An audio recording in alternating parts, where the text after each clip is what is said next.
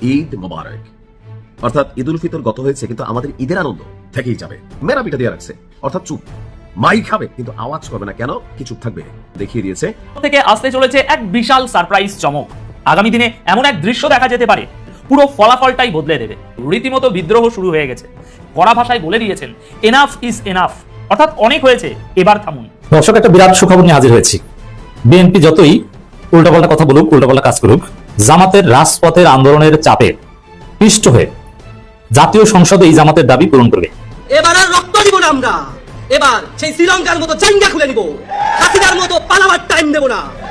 সুতরাং সাবধান হয়ে যান, জুলাই যোদ্ধারা এখনো বেঁচে আছে। যেই অধ্যাদেশগুলো বাস্তবায়ন করার কথা সেই অধ্যাদেশগুলো বাস্তবায়ন করে। অতীতে যে যা কথা দিছে কোনো কথাই তো রাখতেছে না, কেউ কোনো কথা রাখে নাই। প্রত্যেকের ভিডিও আছে, আমার কাছে আছে ভাই, প্রত্যেকে যা যা কথা দিছে একটা কথা রাখে নাই। তারা শহীদি রক্তের সাথে বেঈমানি করেছে, তারা শহীদ পরিবারদের সাথে গাদ্দারি করেছে। তাদের জানিয়ে দিতে চাই, বাংলার মাটিতে চুলাই বিক্রি হবে না। যে লঙ্কায় যায় সে রাবণ হয়, এটা তো আমরা অনেক শুনেছি, কিন্তু সেই রাবণ হওয়ার জন্য তো টাইম লাগে। বিএনপি সরকার ক্ষমতায় আসছে 2 মাস হয়েছে, অলরেডি তারা রাবণ হয়ে গেছে, যেটা শেখ হাসিনার লাগছিল 2-3 বছর। দেখুন, আবার সেই একদলীয় শাসন বাংলাদেশের জনগণের ঘাড়ে তারা চাপাতে চায়। তারা শুধু জাতির সাথে না, তাদের যে সংস্কারের দফা সেইটার সাথেও তারা কিন্তু বিশ্বাস করতে পারছে। একটা জীবন আল্লাহ দিয়েছেন, লড়াই করব, জীবন দিব, শহীদ হব, মিথ্যার সাথে অন্যায়ের সামনে ইনশাআল্লাহ তাআলা লাজিম মাথা নত করব না। আমরা একটা ভোটের অধিকার চাচ্ছি। আমরা তো ভোট দিছি, আপনারা 51% ভোট পাওয়া পাওয়ারে চলে গেলেন, আর আমরা যে প্রায় 70% ভোট দিলাম, সেটার পাওয়ারটা কোথায়? আমাদের পাওয়ারটা ছিনিয়ে নিয়ে গেলেন। সময়টা কি ঘনিয়ে এসেছে আরো একটি মহাপ্রলয়ের? যে রাজপথ একদা ভেসেছে রক্তে, সেই রাজপথ কি আবারও গর্জে উঠতে যাচ্ছে এক ভয়ঙ্কর হুঙ্কারে? সোজা আঙুলে ঘি না উঠলে আঙুল বাঁকা করতে হবে। জামায়াতে ইসলামীর আমিরের এই একটি বাক্য কি কেবল রাজনৈতিক হুঁশিয়ারি, নাকি ক্ষমতার মসনদ উল্টে দেওয়ার কোনো গোপন ব্লুপ্রিন্ট? যখন রাজপথ থেকে সরাসরি সংসদ ভবন ঘেরাওয়ের ডাক আসে, যখন শ্রীলঙ্কা স্টাইল প্রতিবাদের হুমকি বাতাসে ভাসতে থাকে, তখন বুঝতে হবে পর্দার আড়ালে দানা বাঁধছে কোনো এক ভয়াবহ ঝড়ের পূর্বাভাস। আজকের পর্বে আমরা উন্মোচন করব সেই বারুদ ঠাসা বাস্তবতাকে। বাংলাদেশের রাজনীতির সমীকরণ এখন এক জটিল গোলকধাঁধায়। বিশেষ করে জুলাই সনদ এবং পরবর্তী ক্ষমতার বন্টন নিয়ে যে অসন্তোষের অনল জ্বলছিল, তা এখন আগ্নেয়গিরির লাভার মতো বেরিয়ে আসতে শুরু করেছে। সাম্প্রতিক সময়ে জামায়াত এবং সংশ্লিষ্ট 11টি দলের মনোভাব স্পষ্ট, তারা আর আপোষের পথে নেই। তাদের কণ্ঠে এখন চরম আলটিমেটাম। তাদের দাবি অত্যন্ত সোজা সাপটা, কিন্তু ফলাফল হতে পারে সুদূর প্রসারী। তাদের বক্তব্য অনুযায়ী বর্তমান সরকারের ক্ষমতায় আসীন হওয়ার পেছনে প্রধান কারিগর ছিলেন তারা, কিন্তু ক্ষমতার স্বাদে মত্ত হয়ে সরকার কি এখন সেই আসল কারিগরদেরই চিনতে ভুল করছে? আমাদের জন্য তোমরা ক্ষমতায় আইসো, অথচ তোমাদের চিনে কে? এই ধারালো বাক্যটি এখন ক্ষমতার অলিন্দে প্রতিধ্বনিত হচ্ছে। এটি কেবল মান অভিমান নয়, বরং এক ভয়ঙ্কর রাজনৈতিক সংঘাতের ইঙ্গিতবাহী। রাজনীতির সমীকরণ যখন সোজা আঙুলে ঘি তুলতে ব্যর্থ হয়, তখন আঙুল বাঁকা করাটাই দস্তুর। বাংলাদেশের রাজনৈতিক প্রেক্ষাপটে ঠিক এই নাটকীয় মোড়টি এখন দৃশ্যমান। সংসদের ভেতর যখন গণতন্ত্রের চর্চা হওয়ার কথা, সেখানে আজ চলছে অবিশ্বাসের এক অন্তহীন মহড়া। জামায়াত আমিরের কণ্ঠস্বরে আজ কেবল আক্ষেপ নয়, বরং মিশে আছে এক ভয়ঙ্কর বজ্রহুঙ্কার। তিনি সরাসরি আঙুল তুলেছেন সেই অব্যবস্থাপনার দিকে, যেখানে বিল পাশের নামে জনগুরুত্বপূর্ণ নথিপত্র সরবরাহ করা হয় অধিবেশনের মাত্র 1 ঘন্টা আগে। প্রশ্ন উঠছে, যে নথিপত্র পড়ার সময় নেই, যে আইন নিয়ে ভাবার অবকাশ নেই, সেখানে রায় দেওয়ার অর্থ কি স্রেফ রাবার স্ট্যাম্প হওয়া নয়? অনুসন্ধানে দেখা যায়, সরকারি দল এবং বিরোধী দলের ঐক্যমত্যের ভিত্তিতে গঠিত বিশেষ কমিটি যে আস্থা তৈরি করেছিল, তা শেষ মুহূর্তে ভেঙে চুরমার হয়ে গেছে। মন্ত্রী ছাড়া সকল সদস্য বেসরকারি। এই যুক্তির আড়ালে যখন সংস্কৃতি মন্ত্রী নিজে কোনো বিল গ্রহণ করেন, তখন তা আর বেসরকারি থাকে না, তা হয়ে যায় সরাসরি সরকারি মেমো। সংসদের ভেতরে খোদ ইনকামবেন্ট মন্ত্রী লখন বলেন, আমিও জানতাম না, তখন অন্ধকার আরও ঘনীভূত হয়। এই কলকাঠি আসলে নাড়া হচ্ছে কোন অদৃশ্য সুতোয়? জামায়াত আমিরের ভাষায় জাতিকে আজ কমলালেবু দেখানো হচ্ছে। একটি শিশুকে যেমন প্লাস্টিকের কমলালেবু দিয়ে ভুলিয়ে রাখা হয়, বর্তমান প্রশাসনও কি ঠিক সেইভাবে জনতাকে বিভ্রান্ত করছে? দুদক বিল, পুলিশ সংস্কার কমিশন বিল, গুম কমিশন কিংবা পিএসসি বিল, যেগুলো প্রতিটি নাগরিকের ভাগ্যের সাথে জড়িত, সেগুলো কেন হিমাগারে? কেন কেবল সেই অধ্যাদেশগুলোই সামনে আনা হচ্ছে যা প্রকারান্তরে ফ্যাসিবাদকে দীর্ঘস্থায়ী করার ঢাল হিসেবে কাজ করবে? এই রাজনৈতিক অস্থিরতার মাঝে সবচেয়ে বড় বোমাটি ফাটিয়েছেন খোদ রাজসাক্ষীরা। নির্বাচনের স্বচ্ছতা নিয়ে যখন প্রশ্ন ওঠে, তখন সাবেক উপদেষ্টা পরিষদ এবং বর্তমান স্থানীয় সরকার প্রতিমন্ত্রীর বক্তব্য আগুনে ঘি ঢেলে দেয়। পর্দার আড়ালে লন্ডনে বসে যখন ট্রফি হস্তান্তর করা হয়, তখন প্রশ্ন জাগে, এই নির্বাচন কি তবে স্রেফ একটি আইওয়াশ? জাতিকে কি তবে পরিকল্পিতভাবে ব্ল্যাকমেল করা হচ্ছে? পরিস্থিতি এখন এমন এক পর্যায়ে পৌঁছেছে যে কোনো সময় সংসদ ভবন ঘেরাওয়ের ডাক আসতে পারে। জুলাইয়ের সেই উত্তাল দিনগুলোর স্মৃতি এখনো ফিকে হয়ে যায়নি। জনগণের অধিকার আদায়ের এই লড়াই কি তবে দ্বিতীয় কোনো অভ্যুত্থানের দিকে মোড় নিচ্ছে? ক্ষমতার অলিন্দে থাকা ব্যক্তিরা কি বুঝতে পারছেন তারা কতটা বারুদের স্তূপের ওপর বসে আছেন? ঠিক এই মুহূর্তে আমাদের জেনে রাখা দরকার এর নেপথ্যের কারিগরদের আসল উদ্দেশ্য। আপনি যদি এই চাঞ্চল্যকর তথ্যের গভীরে যেতে চান এবং দেশের প্রকৃত পরিস্থিতি সবার আগে জানতে চান, তবে এখনই আমাদের channel news BD live subscribe করে রাখুন। শহীদ পরিবারের সদস্যদের চোখে আজ জল নয়, বরং জ্বলছে প্রতিশোধের আগুন। তারা সাফ জানিয়ে দিয়েছেন তারা কোনো দলের হাতিয়ার হতে চান না। 1991 সালের পার্লামেন্ট কিংবা 90-এর গণ আন্দোলন ইতিহাস সাক্ষ্য দেয়, যারা প্রতিশ্রুতি রক্ষা করে না, সময় তাদের ক্ষমা করে না। বর্তমান সরকার যখন জুলাই যোদ্ধাদের নাম ব্যবহার করে নিজেদের ব্যর্থতা ঢাকতে চায়, তখন মাঠ পর্যায়ের লড়াইটা আর কেবল আলোচনার টেবিলে সীমাবদ্ধ থাকে না। প্রবীণ রাজনীতিবিদেরা দেখছেন পুলিশের ভেতরে পুনরায় জাতীয়তাবাদী পুলিশ লীগ তৈরির তোড়জোড় চলছে। বিচার বিভাগকে নিরপেক্ষ করার বদলে দলীয়করণের সেই পুরনো ভূত আবার কাঁধে চেপে বসেছে। সংবিধান সংস্কার পরিষদের শপথ না নেওয়া কিংবা জনগুরুত্বপূর্ণ অধ্যাদেশগুলো বাতিল করে দেওয়া সবই কি তবে একটি বড় ষড়যন্ত্রের অংশ? ঢাকায় অনশনরত ছাত্রদের উপেক্ষা করা কিংবা সাধারণ মানুষের ভাগ্য নিয়ে ছিনিমিনি খেলার পরিণাম যে কতটা ভয়াবহ হতে পারে তার প্রমাণ ইতিহাসের পাতায় পাতায় লেখা আছে। জুলাইয়ের যোদ্ধারা আজ হুঙ্কার দিয়ে বলছেন, এবার আর রক্ত নয়, এবার জাইঙ্গা খুলে নেওয়া হবে শ্রীলঙ্কার স্টাইলে। এই স্লোগান কেবল একটি রাজনৈতিক বক্তব্য নয়, এটি পুঞ্জীভূত ক্ষোভের বহিঃপ্রকাশ। দেখা যাবে সংসদ ভবনের চারপাশ জনসমুদ্রে রূপ নিয়েছে। সচিবালয় কিংবা সংসদের আশেপাশে তখন প্রশাসনের দাপট চলবে কিনা তা নিয়ে সংশয় থেকেই যায়। কারণ যখন ইমানি শক্তি আর জনতা একাকার হয়ে যায়, তখন কোনো বুলেটই তাদের বুক আর পিঠের পার্থক্য করতে পারে না। ক্ষমতার মোহ কি তবে জুলাইয়ের রক্তস্নাত ইতিহাসকেও কলঙ্কিত করতে শুরু করেছে, নাকি পতনের ঘণ্টা বাজছে আরও একবার? রাজনৈতিক দাবার বোর্ডের ঘুঁটিগুলো যখন উল্টে যাওয়ার উপক্রম হয়, তখন পর্দার আড়ালের খেলোয়াড়রা আরও মরিয়া হয়ে ওঠে। ইনভেস্টিগেশনের এই পর্যায়ে প্রবেশ করছি সেই অন্ধকার গলিপথে যেখানে জুলাইয়ের আমানত নিয়ে চলছে এক ভয়ঙ্কর নিলাম। আপনারা কি ভেবেছিলেন শেখ হাসিনার পুলিশের পতন মানেই সব শেষ? অনুসন্ধানী চোখ বলছে ভিন্ন কথা। বর্তমান প্রশাসনের ভেতরে যে রদবদল আমরা দেখছি, তা কি প্রকৃত সংস্কার নাকি স্রেফ জাতীয়তাবাদী পুলিশ বাহিনী তৈরির এক নির্লজ্জ মোহরা?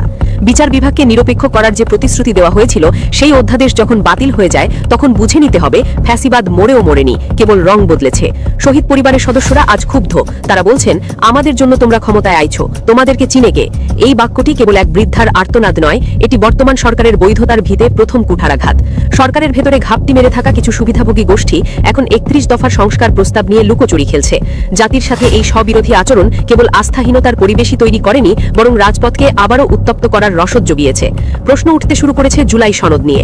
অভিযোগ উঠেছে কিছু বিশেষ শক্তিকে তুষ্ট করতে গিয়ে সরকার এখন জুলাই শহীদ স্মৃতি ফাউন্ডেশন কিংবা অধিদপ্তরের কাজগুলোকেও ধীরগতির করে দিচ্ছে। কিন্তু সাবধান, এবার আর আগের মতো নয়। যারা জুলাইয়ের ময়দানে সন্তান হারিয়েছেন, যারা পা হারিয়েছেন কিংবা চোখ বিসর্জন দিয়েছেন, তারা আজ রাজপথে ফেরার শপথ নিয়েছেন। এবারের লড়াইটা কেবল অধিকারের নয়, এবারের লড়াইটা হলো অস্তিত্বের। আন্দোলনকারীরা সাফ জানিয়ে দিয়েছেন, এবার আর রক্ত দেব না, এবার শ্রীলঙ্কার মতো পালানোর পথও থাকবে না। তারেক রহমানের বিরুদ্ধে কোনো কথা বললে যেমন সাথে সাথে গ্রেপ্তার করা হয়, সাধারণ মানুষের আবেগ নিয়ে খেলা করলে সেই একই ক্ষিপ্রতা কেন দেখা যায় না? বিচারহীনতার এই সংস্কৃতি কি তবে আরও একটি গণ অভ্যুত্থানের ইনভিটেশন কার্ড? যখন দেয়ালে পিঠ ঠেকে যায়, তখন মানুষ আর নীতিবাক্য শোনে না, তারা শুনতে চায় মুক্তির গান। আজকের প্রেক্ষাপটে বাংলাদেশের প্রতিটি ঘর থেকে সেই একই প্রশ্ন উঠছে, জুলাইয়ের বিপ্লব কি তবে কেবল গদি পরিবর্তনের এক সুচারু নাটক ছিল? যারা শহীদদের কবরের ওপর দিয়ে হেঁটে গিয়ে আজ সচিবালয়ের লাল গালিচায় পা রাখছেন।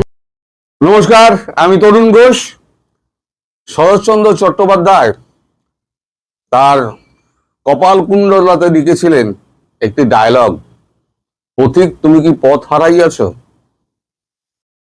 আমাদের পশ্চিমবঙ্গের মুখ্যমন্ত্রী হয়তো এবার পথ হারিয়েছেন। তার প্রতিটা সভায় আগে যেমন কনফিডেন্স ঝরে পড়ত, গতকালের সভায় সেই কনফিডেন্সের কিন্তু বিন্দু মাত্র দেখা পাওয়া গেল না, মানে আঁচ পাওয়া গেল না। আসলে সুপ্রিম কোর্ট এবং নির্বাচন কমিশন এমন ভাবে চেপে ধরেছে পশ্চিমবঙ্গ তৃণমূল সরকারকে, সে তৃণমূল সরকারের কাছে ভোটের যে মেকানিজম, সেই মেকানিজম করার কোনো উপায় নেই। গত 15 বছর ধরে তিনি যা করেছেন, ভোটের মেকানিজমটা কি? ভোটের ধরুন আপনার যে মেশিনারিজ থাকে, গভর্নমেন্ট মেশিনারিজ, সেই গভর্নমেন্ট মেশিনারিজই ভোটটা করায়। গভর্নমেন্ট মেশিনারিজ কারা? তারা হচ্ছে গভর্নমেন্ট সার্ভেন্ট। ধরুন ক্লার্ক থেকে আরম্ভ করে স্কুল মাস্টার পর্যন্ত সবাই এরাই ভোটটা করান। এবার হচ্ছে ভোট কর্মী মানে দলীয় কর্মী যারা আছে তারা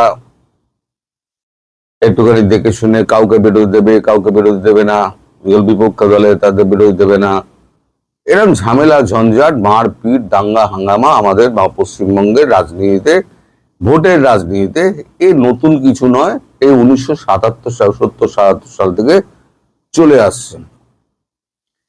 এখন এই পরিস্থিতিতে যে এসআইআর হয়েছে, সেই এসআইআর এ 91 লক্ষ ভোটার বাদ দিয়েছে।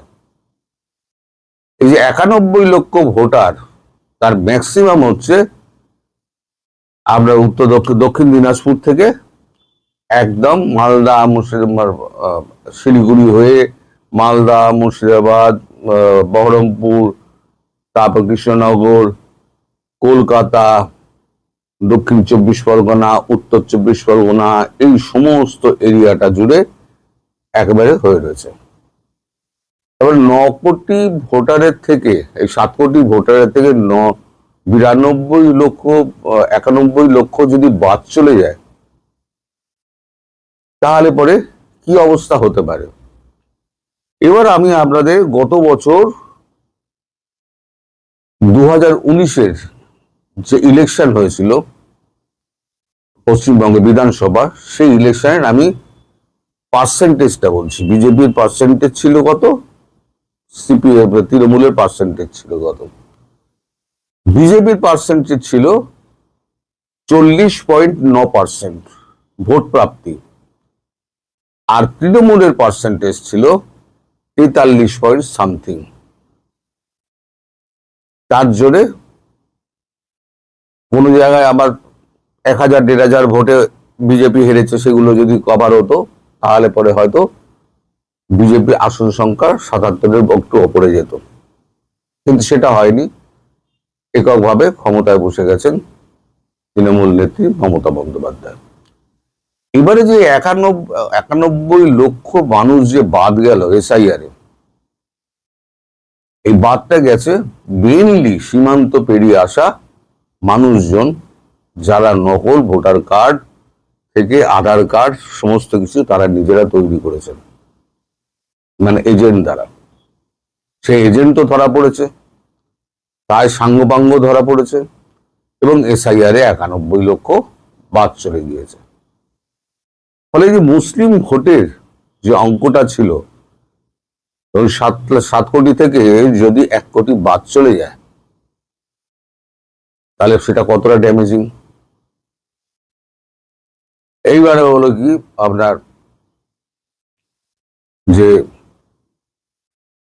ভোটের যে হিসেবপত্র আছে, তাতে দেখা যাচ্ছে যে 41.1 যে ভোটটা পেয়েছে মানে বিজেপি, সেটা কিন্তু পুরোপুরি হিন্দুদের ভোট। সেখানে জোর করে কেউ ভোটিং করায়নি, এই 41.1% কেউ ভোট করায়নি, সেটা অরিজিনাল ভোট বাক্সে পড়েছে। আর যেগুলো জল মেশানো, সেগুলো হচ্ছে ওই 91 লক্ষ, সেটা হচ্ছে জল মেশানো আছে। তাহলে এই যে সামান্য একটু পার্সেন্টেজ, ভোটের সামান্য পার্সেন্টেজ কিরম ভাবে ড্যামেজিং হয়। আমাদের এখানে যখন 2019 সালে যখন ভোট হয়েছিল, সেই সময়তে আপনার প্রায় 121টা বুথে সারা বাংলায় ভোটের বিজেপির সঙ্গে তৃণমূলের ভোটের জিতের তফাৎ ছিল, হার জিতের তফাৎ ছিল 800 থেকে 1200, কোথাও 1500। ভাবুন, 800 থেকে 1200, 1500, এই হচ্ছে জেতার অঙ্ক আর হারার অঙ্ক। বিজেপি পেয়েছে ধরুন 800, আর এ পেয়েছে হয়তো 1500, তৃণমূল পেয়েছে 1500। এইবার সংখ্যাটা যদি 91-এর মধ্যে ফেলা যায়, তাহলে পার্সেন্টেজ যেটা দাঁড়াবে, সেটা কিন্তু তৃণমূল নেত্রীর কপালে চিন্তার ভাঁজ ফেলেছে। এতদিন তার আগে বলে নি যে 2 লক্ষ 2.5 লক্ষ কেন্দ্রীয় বাহিনী সারা পশ্চিমবঙ্গে মোতায়েন করা হয়েছে। তারা ব্যাপক টহল দিচ্ছে, গলি মহল্লা সব জায়গায় সিসিটিভি ক্যামেরা। গতকাল একটা ভিডিও প্রচারিত হয়েছে সমাজ মাধ্যমে, আমাদের এক জায়গায় ঝামেলা হয়েছে, তৃণমূল আর বিজেপির মধ্যে ঝামেলা হয়েছে। তৃণমূলের লোক এসে বিজেপিকে আচ্ছা করে ঠেঙিয়েছে তারা যখন প্রচার করছে। এবার কেন্দ্রীয় বাহিনী এসছে আর কমান্ডার সেইখান থেকে সিসিটিভি ফুটেজের অংশ নিয়ে সেখান দিয়ে পরীক্ষা করতে করতে এবারে যে লোকটি করেছিল তাকে বিজেপি চিহ্নিত করে দিয়েছে যে এই হচ্ছে সেই লোক। তখন তো আর তৃণমূলের লোকজন নেই, এবার তৃণমূলের বাড়ি বাড়ি ঘুরে ঘুরে ঘুরে ঘুরে বিজেপি দেখিয়ে দিয়েছে, সেই লোকটিকে ধরে এনেছে, সঙ্গে বিজেপির লোক ভিড়ে রয়েছে। এবার কমান্ডার বলছে এই লোকটা কি আপনি? এ আপ হ্যায়? আচ্ছা अच्छी तरह देखिए आप है? তো বলছে হ্যাঁ। যেই না বলা হ্যাঁ, অমনি এত জোরে একটা 82 শিক্ষার থাপ্পড়, সে ঘুরে গিয়ে পড়ে গেল। পুরো পাঞ্জাবি চেহারা, এত বড় হাতের পাঞ্জা, তার এক থাপ্পড়ে কান তো গরম হয়ে গিয়েছে, ঘুরে নিচে পড়ে গিয়েছে এবং নিমেষে তৃণমূল এলাকা ফাঁকা। এ খবর তৃণমূল নেত্রীর কাছেও গেছে। ফলে তৃণমূল নেত্রী এখন সেই সুর আর ওই চড়ায় বাধা নেই। তৃণমূল নেত্রী এখন সুর কিন্তু অনেকটা নেমে এসছে, কিছুটা হতাশার সুর। কালকে তার মুখ থেকে প্রথম বেরিয়েছে একটা শব্দ, গুলশান রাহা তো ফুল খিলেঙ্গে, তৃণমূল রাহা তো ফির মিলেঙ্গে। বাগান থাকলে ফুল আসবে, তৃণমূল থাকলে তৃণমূলের সঙ্গে দেখা হবে। অর্থাৎ মনে মনে তিনি বুঝে গেছেন যে এই যুদ্ধটা বোধহয় আর জেতা হলো না। কারণ যেখানেই যাচ্ছেন সেখানেই মানে কাউন্টার করার কোনো জায়গা